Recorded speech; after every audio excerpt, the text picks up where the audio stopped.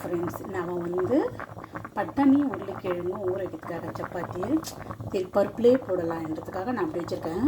இங்கே பாருங்கள், இல்லை வெங்காயம் தக்காளி பூண்டு வந்து பருப்போடு ஆட் பண்ணிடுறேன். தோல் உரித்த உருளைக்கிழங்கு, இது 2 in 1 தான் நம்ம யூஸ் பண்ணலாமே ஃப்ரெண்ட்ஸ். அதனால் யாராவது அதுமாதிரி நீங்கள் ட்ரை பண்ணியிருக்கீங்களா? தோல் உரித்த உருளைக்கிழங்கு இதில் போட்டுட்டு பருப்பில் ஒரு ஸ்பூன் அளவுக்கு உப்பு போட்டுக்கலாம். அப்போ தான் உருளைக்கிழங்குல போகும் இல்லையா, அதனால் போட்டுங்க. இது ஒரு 5 விசில் வரைக்கும் இருக்கட்டுங்க. நம்ம சாம்பாருக்கு காய் கட் பண்ணிக்கலாம். ஃப்ரெண்ட்ஸ், நீங்கள் கொத்தவரக்காய் சாம்பார் வச்சுருக்கீங்களா? நான் சாம்பார் வச்சுருக்கேன் ஃப்ரெண்ட்ஸ். அது உண்மையாகவே டேஸ்ட்டாக தான் இருக்குது. நான் எப்போவுமே பொரியல் தான் பண்ணுவேங்க. ஒரு நாள் சரி வச்சு பார்ப்போம் எப்படி இருக்குன்னு பார்க்கும்போது கொத்தவரக்காய் வந்து உண்மையாகவே டேஸ்ட் நல்லா இருக்குது. நீங்கள் இன்னும் ஒரு நாள் ட்ரை பண்ணி பாருங்கள் ஃப்ரெண்ட்ஸ். இங்கே பாருங்கள், 2 பாத்திரம் ஒரே மாரி இருக்கு இல்லையா? இது ஒன்று நான்வெஜ் யூஸ் பண்ணிக்குவோம், ஒன்று வெஜ்ஜுக்கு யூஸ் பண்ணிக்குவோம் ஃப்ரெண்ட்ஸ். எப்போவுமே அதை பார்த்துட்டு இது ஒரு அடையாளம் போட்டிருப்பேன். இது வந்து வெஜ்ஜு, இது நான்வெஜ்ஜுன்னு. ஏன்னா சேம் சைஸ் பாத்திரம், சேம் உடைய பாத்திரம், அதனால்.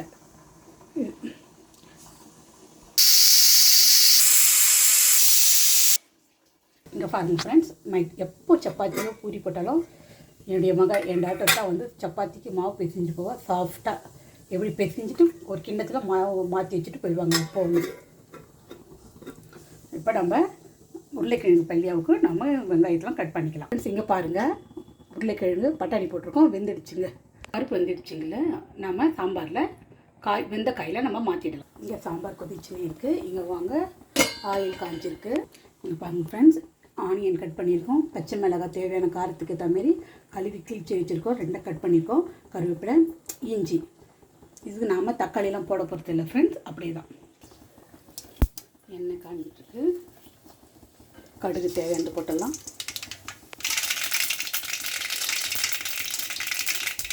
கடலைப்பருப்பு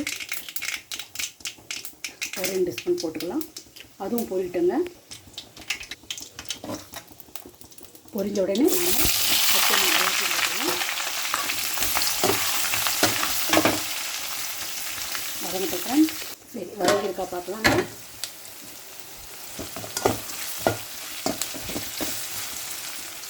இன்னும் கொஞ்சம் வதங்கிட்டோம். இந்த ஸ்டேஜில் நாம் மஞ்சள் தூள் போட்டுடலாங்க.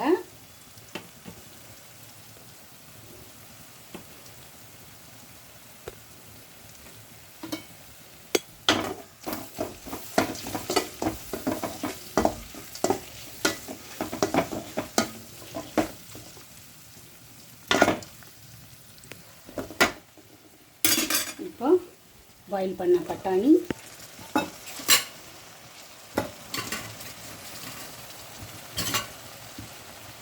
உருளைக்கிழங்கு போட்டு நாம் மேஷ் பண்ணிக்கலாம். மேஷ் பண்ணிவிட்டு காமிக்கோங்க ஃப்ரெண்ட்ஸ். நம்ம தேவையான தண்ணி கொஞ்சம் ஊற்றிக்கலாங்க. நான் தண்ணி ஊற்ற போகிறேங்க கொஞ்சம். இந்த அளவுக்கு இது பண்ணிக்கலாம். இப்போ நம்ம மூடிக்கலாம் ஃப்ரெண்ட்ஸ். ஆயிலே பெருங்காயம் போட்டுக்கணும் ஃப்ரெண்ட்ஸ். நான் மறந்துட்டேங்க, பக்கத்துலேயே எடுத்தா கூட உடனே மறந்துட்டேன். தழுவி கொடுத்துக்கலாம். சாம்பார் தாளிச்சிக்கலாம். ஓகே ஃப்ரெண்ட்ஸ், இந்த அளவுக்கு கொதிச்ச உடனே போதுங்க. இப்போ நம்ம கொத்தமல்லி போட்டுட்டு ஆஃப் பண்ணிடலாம். இது சப்பாத்திக்கு பூரிக்கு நல்லா இருக்குங்க. நீங்களும் ட்ரை பண்ணி பாருங்கள். ட்ரையும் பண்ணியிருப்பீங்க. ஓகே ஃப்ரெண்ட்ஸ், நாம் வந்து கோவக்காய் பகோடா பண்ணி போகிறோம். கொத்தமல்லி, வெங்காயம், இஞ்சி பூண்டு பேஸ்ட்டு, ரெட் சில்லி பவுடர், அரிசி மாவு, கடல மாவு, தேவையான அளவுக்கு உப்பு போட்டுக்கலாம். அரிசி மாவை விட கொஞ்சம் கடல மாவு அதிகமாக போட்டோம்னா பகோடாவுக்கு டேஸ்ட் நல்லா இருக்குங்க. கொஞ்சம் பெருங்காயம் தட்டிக்கலாம். ஃபேவரட் கடாய் ஃப்ரெண்ட்ஸ். கொஞ்சம் எண்ணெய் ஊற்றினாலும் இது ரொம்ப பெரிய ஆழமாக இருக்கிறதுனால பொரிச்சு எடுக்கும்போது கரெக்டாக இருக்குங்க. இதை நல்லா மிக்ஸ் பண்ணிக்கலாம் ஃப்ரெண்ட்ஸ். மஞ்சத்தூளும் போட்டுக்கோங்க. நான் இப்போ தான் போட்டிருக்கேன். மிக்ஸ் பண்ணிக்கலாம். இப்படி நம்ம மிக்ஸ் பண்ணிட்டோம். எடுத்து சின்னதாக அது மாதிரி கிள்ளி போடுங்க. பெருசாக போட வேண்டாம். நல்லா முருக வேகட்டுங்க.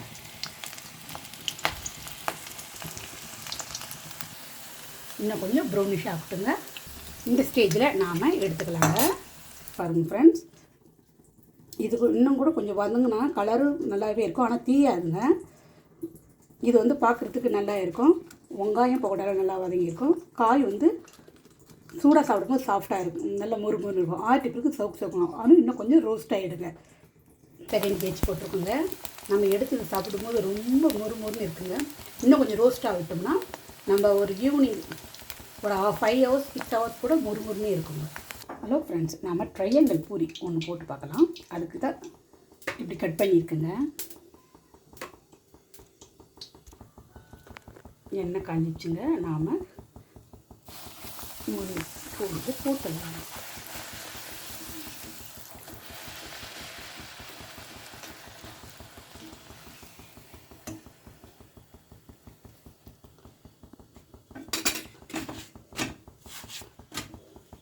ட்ரையாங்கிள் பூரி இப்படி வந்து பார்க்கலாமா?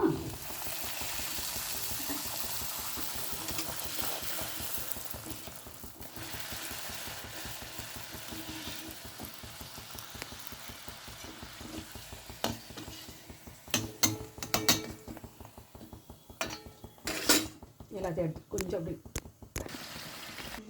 ஓகே ஃப்ரெண்ட்ஸ், இன்றைக்கி டியூஸ்டே டின்னர் என்னென்னு பார்க்கலாம் வாங்க. சப்பாத்தி, சாம்பார், கொத்தரக்காய் சாம்பார் ஃப்ரெண்ட்ஸ்.